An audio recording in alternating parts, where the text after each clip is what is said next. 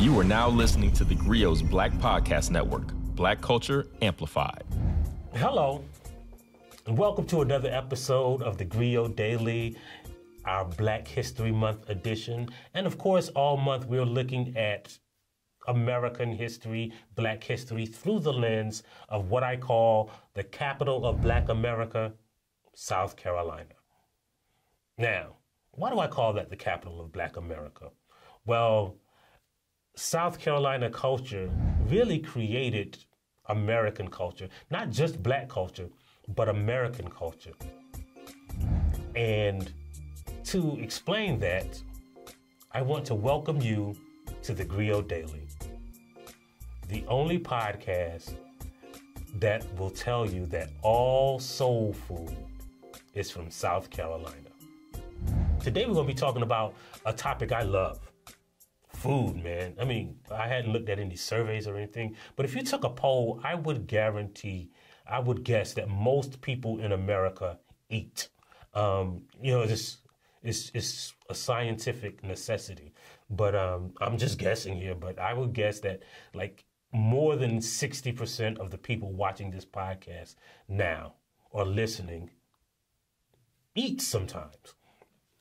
And one of my favorite foods is soul food. First of all, I have to disambiguate the difference between soul food and Southern cuisine, because they're not the same thing. A lot of people conflate the two. Like, soul food is something that is created by Black people and,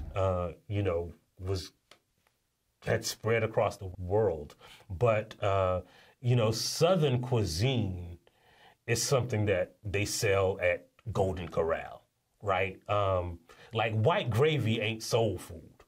It's Southern cuisine, but it ain't soul food. One of the things that we talk about during Black history is, how Black people influence the culture of music and art. And I consider, food an art form, right? They call it a culinary art. And a lot of American art was created out of necessity by Black people, and the same is true for the culinary arts. What am I talking about? Well, what do we think of when we think of American food, right? We're talking really about dishes that were created by Black people. And I'm going to give you a few examples. So, when the first white people landed in South Carolina, they were mostly plantation owners who owned plantations, mostly citrus farms in Barbados. And they thought they were going to be doing the same thing here because the climate was kind of tropical, They thought they could plant and grow a bunch of citrus trees, but it really didn't work. The soil was too phosphorus. They tried silkworms, that didn't work. But those plantation owners from Barbados noticed that, even though they were getting sick and they were hungry, they noticed that the Black people weren't starving. Well, that's because the enslaved people that they brought over from Africa had figured out how to grow rice, right? The only place in the world where rice is grown on a mass scale is, there are small little enclaves in Italy, but on a mass scale, it's just Asia and the west coast of Africa. And there were like three kind of unique ways of growing rice. And when they brought those enslaved people here, what those slave people essentially did was consult with each other. They created a form of rice that was more able to grow in South Carolina soil. Europeans weren't really eating rice like that before these Black people brought it to South Carolina. And there's like a specific kind of South Carolina rice called Carolina Gold that is probably the rice that you eat today. Like, even when you go to a Chinese restaurant, you're eating the African form of rice that was brought to America. Not only did they use that and they grow that rice, but they would take the scraps from the livestock. Very few slaves had access to steaks and stuff like that. So they took those scraps that they would get from the livestock after the livestock was butchered, and they would use it to season their food. I mean, there weren't collard greens in America until they were brought from Africa. Like what we call sweet potatoes didn't grow in America. Like really, there are no yams in America still, but that is an African vegetable that was brought over here on slave ships. The same is true for okra. Sounds like we're making a real good, what I call a low vibrational plate right now, right? All of those things were brought here by Africans or created with the ingenuity of Africans. Like it wouldn't be no sweet potato pie if it weren't for Africans, right? It wouldn't be any of those things that you like. Even the dishes that you think of as Native American, for instance, cornbread. Well, Native Americans had been grinding corn into meal before we arrived here, but the idea of putting them in a pot or in an oven is uniquely African American. Native Americans were, cooking food over a fire, but the barracoons, or people who were kept in cages, were doing this unique form of slow roasting underground, or building these own pits, and they passed down these traditions to each other. It dates back to a West African term, barbacoa, which now we call barbecue, right? And so these barbecue pit masters, you had to be a pit master to be allowed to roast meat inside or on top of those things that these people had painstakingly built and passed down that knowledge, right? Barbecue, while it is done in other cultures, it is uniquely African American. Same is true with fried chicken. Now, there's a big, huge debate over fried chicken, right? So it is true, Scottish people were eating fried chicken before they came to America, before, white people had ever heard of it. What Scottish people would do was get a chicken, kill it, pluck off the feathers, put it in some hot oil, and eat it. It is an African American dish to bread chicken, put it in hot oil, and eat it. Fried chicken, as we know it, is a black dish that was brought here by Africans. As a matter of fact, right, like those Scottish people, those Europeans, they could not have even considered making that kind of fried chicken. Why?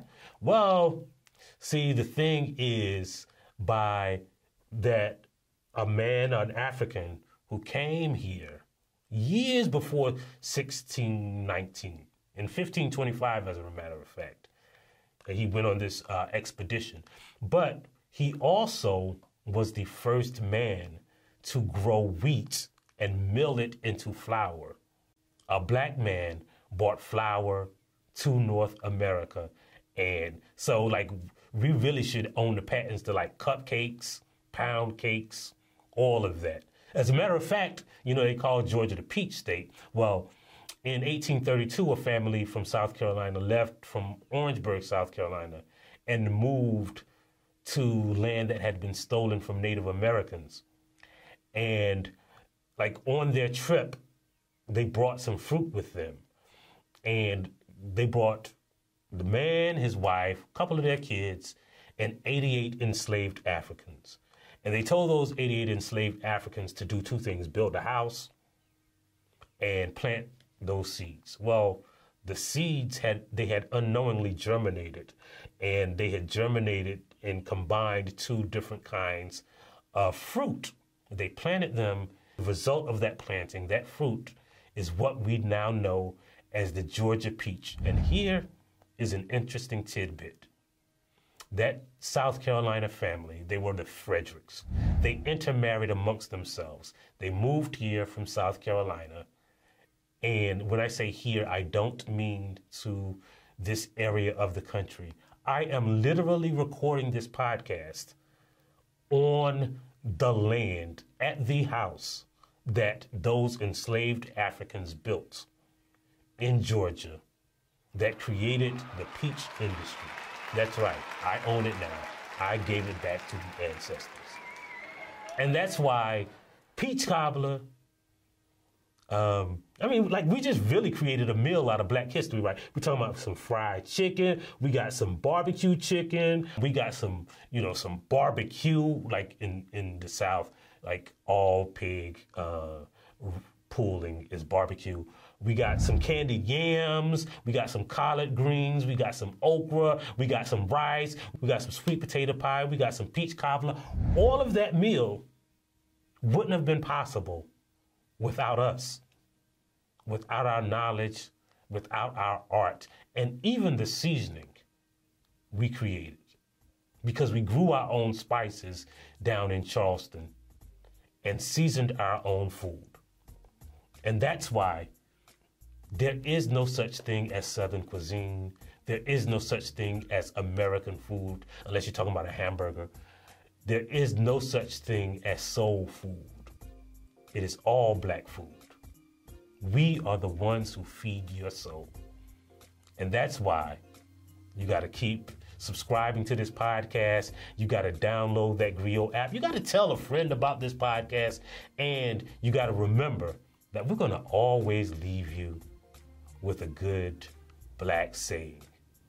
And today's Black saying is, good food, good meat. Thank God for Black people, because now we can eat. We'll see you next time on TheGrio Daily. If you liked what you heard, please give us a 5-star review, download the TheGrio app, subscribe to the show, and share it with everyone you know. Please email all questions, suggestions, and compliments to podcasts@thegrio.com. You are now listening to TheGrio's Black Podcast Network, Black Culture Amplified.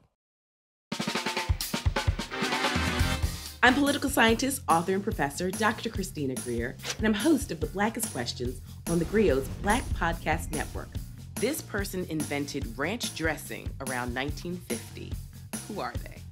I have no idea. This all began as an exclusive Black History trivia party at my home in Harlem with family and friends. And they got so popular, it seemed only right to share the fun with our TheGrio listeners. Each week, we invite a familiar face on the podcast to play. What was the name of the person who was an enslaved chief cook for George Washington and later ran away to freedom? In 1868, this university was the first in the country to open a medical school that welcomed medical students of all races, genders, and social classes.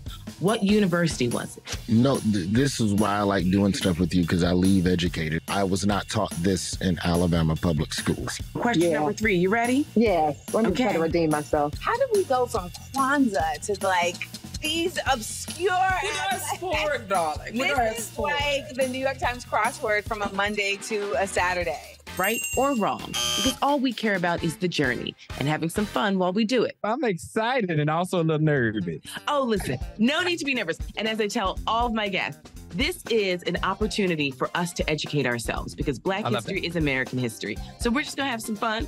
Listen, some people get 0 out of 5. Some people get 5 out of 5. It doesn't matter. We're just going to be on a little intellectual journey together. LaToya Cantrell? That's right. Mayor LaToya Cantrell. Hercules Posey. Born in 1754, and he was a member of the Mount Vernon slave community, widely admired for his culinary skills. I'm going to guess Afro-punk. Close. It's Afro Nation. So last year, according to my research, it's Samuel Wilson, a.k.a. Falcon. Wrong. Wrong. I am disputing this. I'm very 99.9999 sure that it is Representative John Lewis, who is also from the state of Alabama. That lets you know, Christina, we got some goodness come out of Alabama. There's something in the water in Alabama, and you are absolutely correct. The harder they come. Close. Oh, wait. The harder they fall? That's right.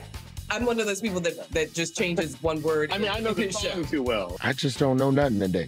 It's I'm gonna pour myself a little water while you tell me the answer. The answer is Seneca Village, which began in 1825 with the purchase of land by a trustee of the AME Zion Church. You know why games like this make me nervous? I don't know if I know enough black. Do I know enough? How black am I? Oh my Lord, we gonna find out in public. So give us a follow, subscribe, and join us on the Blackest Questions.